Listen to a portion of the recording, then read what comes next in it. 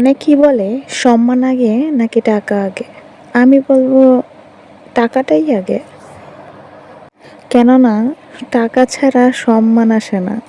আপনি যেখানেই যান না কেন, আপনার বিচারটা করা হবে আপনার টাকার পরিমাণ দেখে। আপনার যদি অঢেল টাকা থাকে তাহলে দেখবেন আপনাকে সবাই মাথায় তুলে নাচবে।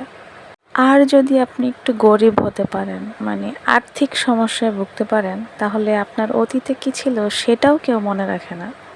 বর্তমান সময়টা এরকম যে টাকার উপরেই আপনার বাঁচা মরা নির্ভর করে। আপনি কষ্টে আছেন, আপনার খোঁজ কেউ নিবে না, সে আপনি যতই সম্মানীয় ব্যক্তি হন না কেন। কিন্তু আপনার যদি টাকা থাকে, আপনি খুব ভালো আছেন, এইটা যদি হয়, তাহলে আপনার আত্মীয় স্বজন বন্ধু বান্ধব কোনো কিছুরই অভাব হবে না। তাই জীবনে যাই করেন না কেন, সৎ পথে টাকা উপার্জন করার পিছনে আগে ছুটবেন।